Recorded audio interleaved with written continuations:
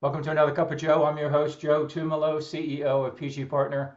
Welcome my wonderful guest, Mitch Stoller. Welcome, Mitch. Thank you, Joe. And I've got my cup here as well. Awesome. What's it say on it? Any story behind the cup? Well, there is a slight story. This is the sign of the whale, which I believe is a New England company. My daughter's boyfriend actually gave me and my wife Sherry this cup, and I love the color, and I drink out of it frequently. Nice. And Mitch, we know each other because you were the Chief Philanthropy Officer Yep. at American Association for Cancer Research Foundation. Yes. Amazing place. Been a Oh, wonderful client of mine for the last couple of years. Just amazing people, amazing work.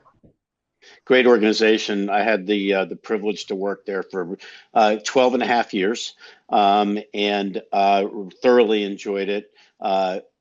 Organization that is just like if not the best, one of the great associations dealing with all forms of cancer research, and it was like again a real privilege to be able to work there. So when you're at that level, because you had uh, obviously people under you, but it seemed like the people under you were at a management level as well, maybe. So at your level, how do you spend most of your time? Or how would you spend most of your It's a days? great question. Great question. And I had, 4 or 5 management level, senior executives that also had staffs that they, were mentoring and leading and that type of thing. So for me, it's really about, trying to, continue to keep people motivated, inspire, but also be there as a resource. I never believed in being a micromanager, but I'm always available for people if they want to bounce ideas off me. If they're having personnel issues or they're having, issues related to, as you know, development work is can be very complex, and from time to time there will be a question or two. So I just always wanted people to know that I was there for them. I was always known as a wandering manager. I don't sit still too much, so I put a lot of steps in the office, and so people knew where I was, and from time to time I would just drop in unannounced and chat, and I think that's a good way to develop relationships. And you did a podcast, correct? I still do a Still do podcast. a podcast? Yeah. I'm happy to say that Believe in Progress is in its third season. We have somewhat up over 60 episodes. And Believe in Progress is a podcast that's really dedicated to talking about cancer research, real life stories of cancer patients, real life stories of individuals that perhaps have gone on to start their own foundations, or have done just remarkable things to move the needle in the world of cancer and trying to find cures for cancer. And I thoroughly enjoy it. It just as you do with your guests, you get to meet people, have great conversations, and it really inspires me. And again, I'm blessed to be able to continue to do the podcast. It is a good one. I do listen to it. I forget about it and then I remember and then I go back to it. It's on YouTube. It's on YouTube. It's on Spotify, Apple Oh, Podcasts. So it's a video and audio podcast, and we have a pretty significant amount of views, and always looking for more people to find their way to Believe in Progress. Believe in Progress is the name of it. Yes. Awesome. So you have, and I think this would be a good question for our listeners in healthcare in general. AACR has members, and then I call them consumers. Is there another way to call another more appropriate way to call them? Everyday As a, people, at the oh well, the members are mostly scientists and right? people that are in the profession, if you will. The consumer could be the cancer patient, family members, general public. And so, yes, there are consumers out there. When I first started at AACR 12 and a half years ago, I'd say there was less consumers. more, it still is a prominent, academic association, right? But more individuals, I think, have become much more aware of the work of AACR. And I think that's where the consumers and patients and families come in.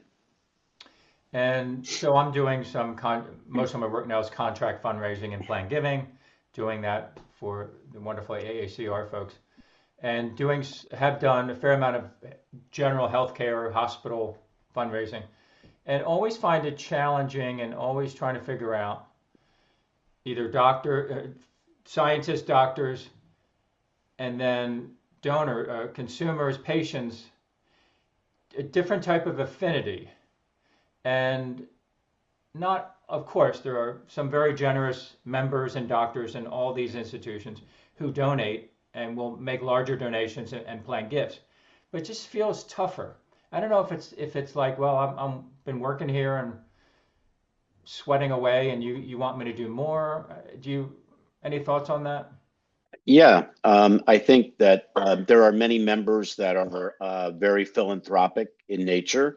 There are members, though, that I think they're a member, so they've paid a certain dues, whatever that number might be, and so I think they felt like that perhaps that is their gift, that is making their donation to the organization. I think it's incumbent upon the AACR Foundation, the group that I used to run, is to educate why it's important to perhaps consider another gift. And you're experiencing it yourself when having conversations with members out there. But I think there is a difference, Joe, between the member and then the donor or the prospect out there who's not a medical person, but someone that may have been touched by cancer. But it's not to say, and I believe this, 100%. I think the 60,000 or more members of AACR, there's great opportunity there. There's great opportunity to keep educating people. It may take a little bit longer, but I think that there's clear opportunity to look for more consideration of gifts. Interesting. What you just described made me think of fundraisers in working for theaters Yes. or opera or plays where we have members. And to your point, well, we're members of the theater, and I'll throw you a donation once in a while, but to make a major gift or a planned gift, right? There are people that do that. And maybe there isn't. I've been doing this a long time and keep looking for the one answer, but there isn't. I think You know, most of my work is on the phones, just volume calling people, qualifying, thanking first of all. Thank you for being a donor for so long, and then qualifying them. Would they ever be open to doing more? And I think before it's a relationship, it's a numbers game. And I think I think you're right, and I think it would be really an interesting project for like a grad student or someone maybe, like what a great thesis that could be, trying to figure out, people that are making membership gifts, uh, like why don't they consider making that other gift, that major gift or that second or third annual gift? You know, Pretty interesting problem, right? And pretty interesting, something that it would be really interesting to digest, I think. And maybe somebody's done that. It's very possible. great idea. Yeah. We have a local theater that I love. I'm not a big theater person, but this place is small and amazing acting. It's just so cathartic to go in there Hmm. with my wife and friends every couple of months. But I'm volunteering to help them set up a planned giving program. I'm actually meeting with the guy again tomorrow. But I keep thinking it's like, all right, it's a small theater. There are members. We're members. Uh, we some of us do make a couple $100 donations, but how are we going to find right the people that are willing to make major and planned gifts? I think that's a challenge. I mean, I think, you know, that's a smaller, much more intimate group you're talking about. But then, you take it to a larger group, a group maybe dealing with cancer or dealing with heart disease or something like that. I still think that challenge exists. And so is it really about education? Is it about the individual that has been touched by heart disease or cancer or whatever? And listen, we hear stories all the time about people making multi-million-dollar gifts, right? But yeah, that's not the norm. That's not the norm, right? Yeah. So, question, Mitch, about generational generational fundraising, not from a donor perspective, from a fundraising perspective. And we're in our. Are you 60 yet? Complimenting you. Yeah, yes, thank you, Joe. I'm a You're little welcome. older. I'm a little older than you, young man. So I'll be 66 in a couple months. So, and as we're still in the workplace, it's just a different. We baby boomers have a different way of communicating, interacting with donors, right? And so did you deal with different generational fundraisers at AACR? I guess you did over the, Oh, all through my career, all right? through my career. So when I was the chief executive officer of Livestrong Foundation, Oh, Lance Armstrong Foundation, nice. and wonderful, wonderful team. But I think I was in my mid 50s then, but still, dealing with 20-year-olds, 30-year-olds, 40-year-olds, and then clearly at AACR, in 60s, right, and dealing with people just graduating college or graduate school or 30 something. So yeah, all different types of age brackets. And for me, I'm in the plain giving space, so vast majority of the people I speak to are at least 65 or 70 and older, right? So for plain giving, and I used to when I was out actively looking for new clients, I would always say, "Hey, I'm older." That's a good thing because I'm dealing with people my age and we can relate, right? So how for from a plain giving standpoint, 30 and 40 some year olds, how do we as managers train, work with them to say you need to pick up the phone. That thing you have, you can actually it's crazy. You can actually talk to people on it, right? Crazy. So being a little facetious, but how do we manage younger people that are going to be calling on seniors or approaching seniors to make sure you're picking up the phone? And sure, I mean my mom is 96. She's on her iPad. She's texting. She's in Facebook, right? And we have donors that will respond to text. And maybe I'm just an old fart, and I'm the one that needs to start changing. I don't know. I think it goes both ways. I have two great daughters, and I always tell them, let's call and talk to each other, okay? Not just text all the time. Texting is wonderful, it's great. But I do believe, and I have preached this with my teams throughout the years, pick up the phone and have a conversation. Somebody makes a gift, pick up the phone and say thank you. It goes such a long way. And I don't think that has anything to do with being an older person or not. I think that's just the right thing to do. It's a fundamental that I think is critically important. Listen, I've been a big believer in the thank you process for forever. And yes, thank people in writing. And also thank people verbally. And I think people so appreciate you taking the time to have a conversation. It works well. Now, there is a very wealthy there's a wealthy younger generation out there that does like to text and does like to talk on social media, and so you need to be flexible. You have to be with it, and you have to be able to speak on those terms. But Joe, I also believe in the face-to-face meetings and talking to people face-to-face, and going into somebody's home or their community. Doesn't always work out as much as it used to, maybe 20 years ago. But if you have the opportunity to go out and visit someone, face to face, and just have a conversation, have lunch, have a cup of coffee, then do it. I think it's really, really important, and it goes a long way. It's look, nothing's different. We're all about relationships and cultivating relationships with people.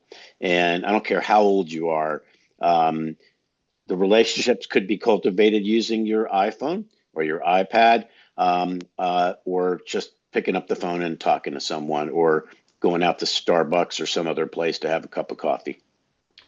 Yeah, I love taking donors to lunch. It's so gratifying.